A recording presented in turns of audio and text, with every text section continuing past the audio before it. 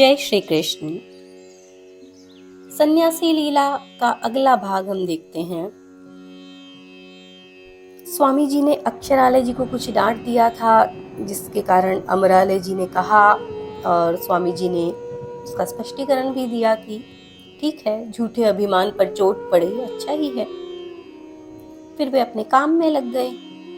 अमरालय जी ने अक्षरालय जी को सारी बात बताई।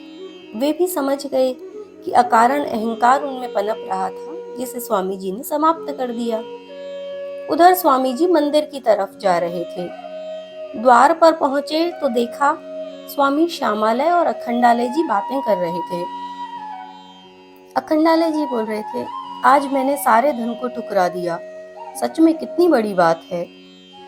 स्वामी जी अंदर आए, क्या बातें हो रही हैं? श्यामालय ने कहा, आज अखंडालय को एक सेठ मिला, उसने 50 मोहरें इसको देनी चाहिए, लेकिन इसने मना कर दिया। सेठ ने पैरों में रख दी, फिर भी ये यूं कहकर आ गया कि मैंने सन्यासी जीवन में कभी धन के हाथ नहीं लगाया। कितनी बड़ी बात है। स्वामी जी ने अखंडालय से पूछा, क्यों रे, सही बात है? अखंडालय जी ने गर्दन हिलाकर स्वीकार किया। स्वामी जी बोले, सेठ को जानता है तू? हाँ। जा ले आ मोहरें। अखंडालय आश्चर्य से देखकर बोले कि ये आप क्या कह रहे हो? ठीक कह रहा हूँ, ले आ। तो बोला, मैंने कभी सन्यासी जीवन में धन के हाथ नहीं लगाया। स्वामी जी बोले, जो मैंने कहा वो कर, बहस मत कर, लेकर आ। फिर मुझे आश्रम के द्वार पर मिलना, अंदर मत लाना। स्वामी जी ऐसा कहकर मंदिर में राधा कृष्ण को प्रणाम करने लगे। अखंडालय और श्यामालय दोनों ही उनका आदेश सुनकर आश्चर्यचकित रह गए। जो स्वामी जी धन से 7 हाथ की दूरी बनाकर रखते हैं, वे ही कह रहे हैं कि मोहरें ले आ। लेकिन अखंडालय जी के पास और कोई रास्ता नहीं था आज्ञा पालन के अतिरिक्त। वे गए और लेकर आए। आश्रम के द्वार पर स्वामी जी को बुलवाया। स्वामी जी आए, बोला, ले आया। अखंडालय जी स्वामी जी के चरणों में रखने लगे। वे दूर हटे, क्या कर रहा है ये? जा यमुना में प्रवाहित करा। बोला, किसी के काम ही आ जाएंगी, प्रवाहित करने से क्या फायदा? स्वामी जी बोले, अभी हाथ नहीं लगाने का अभिमान था तुझे, फिर परोपकार का हो जाएगा, जा प्रवाहित करा। अखंडालय जी समझ गए। स्वामी जी का एक कथन सब कुछ कह गया कि त्याग का अभिमान उनके अंदर आ गया था। इसलिए धन का स्पर्श स्वामी जी ने उनके हाथों से करवाया, जिससे फिर कभी ना कह सकें कि हाथ नहीं लगाया कभी। अब वे मोहरे यमुना में प्रवाहित कर आए। अगले दिन वह व्यक्ति आश्रम पर आ गया, जिसे 7 दिन सन्यासी जीवन व्यतीत करने के लिए कहा था। स्वामी जी ने उसे गेरुए वस्त्र दिए और कहा, इन 7 दिनों में जिन नियमों का पालन करना है वो सुन लो। यहाँ से दूर किसी नगर या गांव में चले जाना, फिर गांव के बाहर ही रहना, चाहो तो कोई कुटिया बना लेना। भिक्षा के लिए 5 घरों से ज्यादा घर में मांगने नहीं जाना। फिर भी भिक्षा ना मिले तो ईश्वर इच्छा समझकर पानी पीकर संतुष्ट हो जाना। एक घर से भिक्षा मिलने के बाद किसी दूसरे घर से नहीं लेना, और एक ही घर से भी मत लेते रहना। बस भिक्षा के लिए ही गांव में जाना, फिर बाहर आ जाना। व्यर्थ की चर्चा किसी से मत करना, सिर्फ ईश्वर चर्चा ही करना।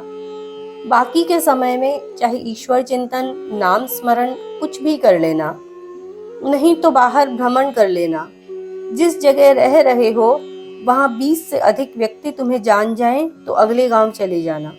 कामिनी कांचन से दूरी रखनी है।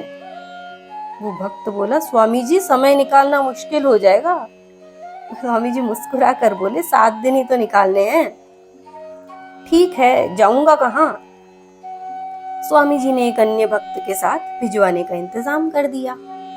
वह रथ से कहीं जा रहा था, उसे भी साथ ले जाएगा। भक्त बोला, चला तो जाऊंगा, लेकिन 7 दिन बाद वापस कैसे आऊंगा? पैसे तो बिल्कुल भी नहीं है।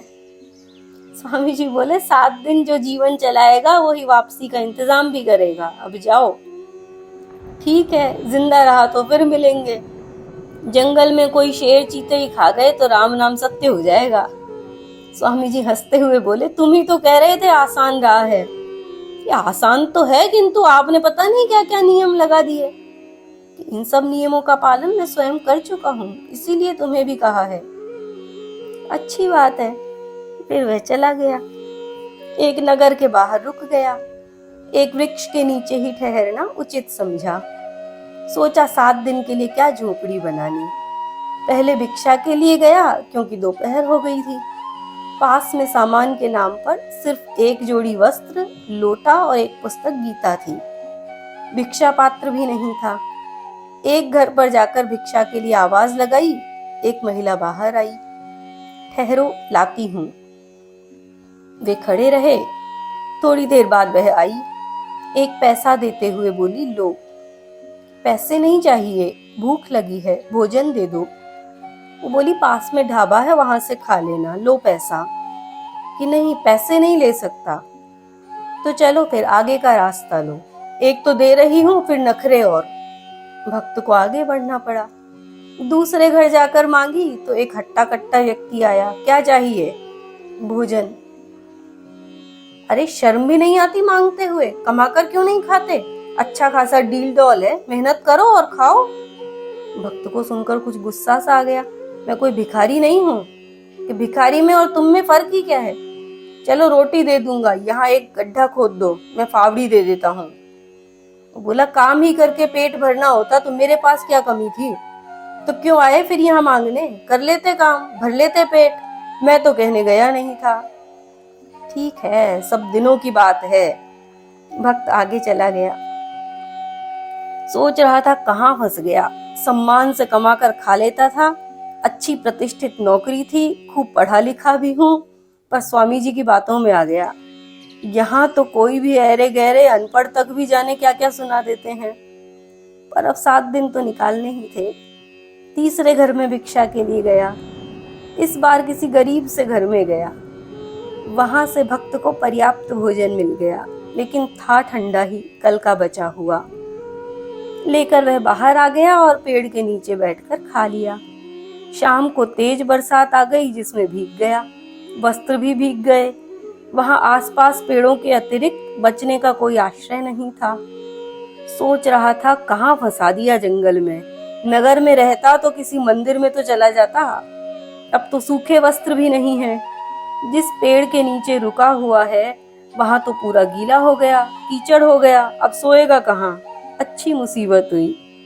अच्छा भला घर बैठा था, दिन खराब आए तो जंगल में आ पड़ा। ना रोटी है, ना कपड़ा है, ना मकान। बीमार भी हो जाऊं तो कोई संभालने वाला नहीं। फिर हार कर भगवान का ही नाम लेने लगा कि कोई व्यवस्था करो। स्वामी जी से वादा किया है, अब 7 दिन तो निकलवाओ। इसी तरह उसे 7 दिन निकालने थे। कैसे ये 7 दिन निकलते हैं, इसके बाद क्या रहता है, ये सब अब हम आने वाली कड़ी में देखेंगे। जय श्री कृष्ण।